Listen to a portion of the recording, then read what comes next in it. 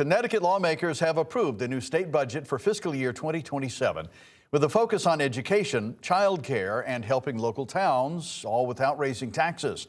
But what does all that actually mean? Fox 61's Priscilla Meza breaks it down for us. For many Connecticut families, it all comes down to one thing: affordability. And with a new state budget heading to the governor's desk, lawmakers say relief is coming, just in a different way.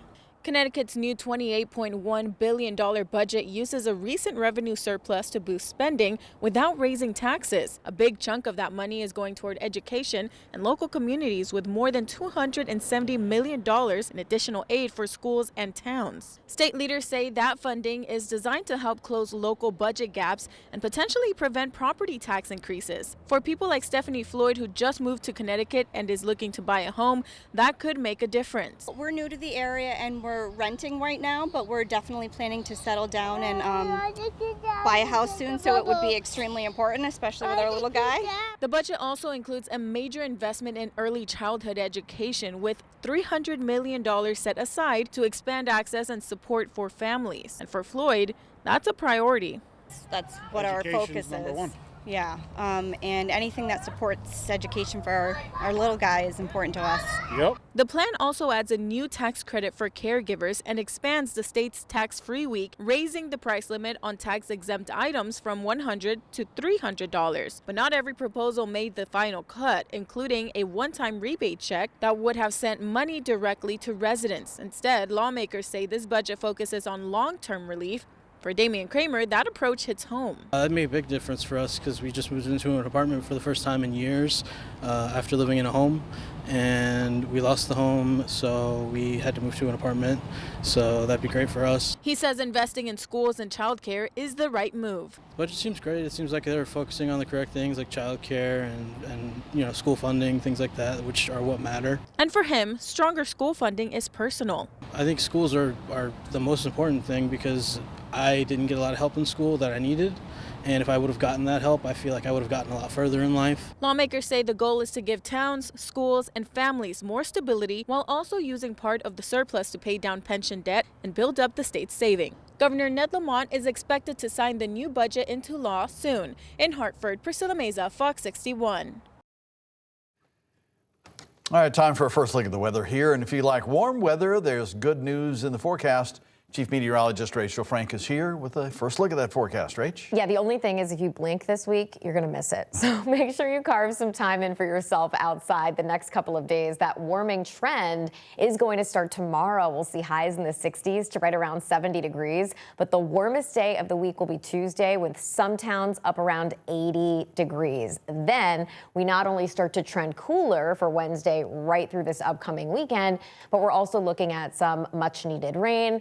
Not a super soaker, but enough to wet the ground, and that's good news because not only is it warm, but it will be windy the next couple of days, so that does come with an elevated risk for brush fires. Temperatures right now are in the 40s inland, near 50 right now for the New Haven area, and overnight lows will be near 40 as we head towards daybreak tomorrow. The wind has diminished after a blustery day today, but it comes right back tomorrow afternoon. We could see gusts as high as 30 to 35 miles per hour, so we're looking at breezy sunshine for your Monday. By noon, temperatures are in the low 60s, and high temperatures, at least for the Hartford area, will be up around 70 degrees. There will be a difference, though, at the shoreline. We're looking at mid-60s for Branford tomorrow afternoon and cooler low 60s for Mystic and Stonington. We'll take a look at the timing of that rain and the week ahead. Your full forecast is coming up, Brent.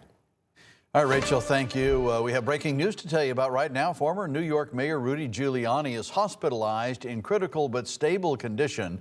While the 81-year-old's exact medical cause for admission has not been specified, his spokesperson emphasized his resilience, stating that he is fighting with that same level of strength as he has throughout his life. When we know more, we will pass it along to you. Well, Monday morning, Governor Ned Lamont will hold a bill signing ceremony for Bill 397, known as an act concerning democracy and government accountability. The new law strengthens the constitutional rights of Connecticut residents against potential overreach by federal agents. The ceremony will take place outside on the steps of the Connecticut Supreme Court. And tomorrow afternoon, Senator Richard Blumenthal will join Dr. Tess Lombard, Chief Medical Officer of Staywell Healthcare, to announce $750,000 in federal funding for the organization. The grant will help Stay Well modernize its health information systems, creating a comprehensive electronic health record platform. Officials say this upgrade will improve care coordination, boost patient outcomes, and make clinical services more efficient. Stay Well Healthcare offers a full range of outpatient services, including medical, dental, and behavioral health, and these improvements are expected to strengthen care for underserved communities in the region.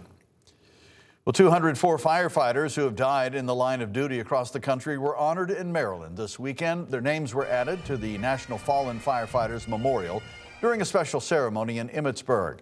This celebration is a part of the 45th National Fallen Firefighters Memorial Weekend, which is the reason flags are at half-staff in Connecticut this week. Firefighters Raymond Moreau and from Plainville and Todd Gagnon from Cromwell were honored today as well. Well, it was a tough weekend for people who live on Edgewood Street in Hartford. 2 multifamily homes there were heavily damaged by fire. The first one happened Saturday morning at 466 Edgewood Street in the northeast neighborhood. 7 adults and 5 children from 3 families were displaced. The fire department and the American Red Cross are assisting those in need. The good news is no one was hurt. And then early this morning, firefighters responded to a fire at a multifamily home at 436 Edgewood Street. Upon arrival, firefighters found a working fire on the 2nd floor, which had spread to the 3rd floor and threatened an adjacent building. No one was hurt in that fire either, and it's unclear if anyone was displaced. A house fire in Hamden sent 1 person to the hospital. It happened just before 9 this morning at a home on Grandview Avenue. 1 cat died, but 2 others were rescued, along with 2 dogs. The fire was contained to the basement, but had caused extensive heat and smoke damage throughout the home. The cause of the fire is still under investigation now. Oxford EMS is welcoming their Canine Search and Rescue team. This division is completely made up of volunteers giving back when every moment counts. Fox 61's Victoria Anderson has the story. A new crew of first responders has formed here in Oxford, Connecticut. The team of 10 are fast, internationally certified, and fully paid in treats and toys. That's Echo. When that collar clicks on, No saying hi when it's time to put my collar on and go to work. it's time to go to work. On land, or shore, or on the water. Each one of our canines is trained in a specific type of odor detection, whether that's human remains or finding a live person. This team of 10 volunteers and their canines make up the new Oxford EMS Canine Search and Rescue Division, including Celeste Robitaille, who works full-time as a Beacon Falls police officer. I mean, I've been doing this 12, 13 years now. It's like, I can't explain how happy we all are to work together. Each dog goes through police-level canine training to be able to detect human remains or a living missing person, a crucial asset as the summer sets in. Living in Oxford, we're in a very rural, very wooded area with lots of recreational areas. Oxford EMS Chief Seth Poston said this new division will be available to all local departments, making a huge impact when each minute matters. True, it sounds a bit cliche sometimes, but every second does count. And so the quicker we can provide a positive outcome to a solution, a situation, the better. And to learn more information about how you can get involved with Oxford EMS, you can check out the link on our website at fox61.com. In Oxford, Victoria Anderson, Fox 61. A child in Tolland has been found safe after going missing yesterday. The search was in the Grant Hill Road area. The child was checked out by EMTs Saturday night and was in good health. Now the state police are investigating what happened. And in North Stonington, last night, fire and EMS had to rescue a person trapped in a rollover crash. This happened on Winnechaug Hill Road. The victim had their hand pinned under the vehicle, and crews quickly stabilized the car, lifted it, and freed that person. The victim was taken to the hospital. There's no word yet on the cause of the crash.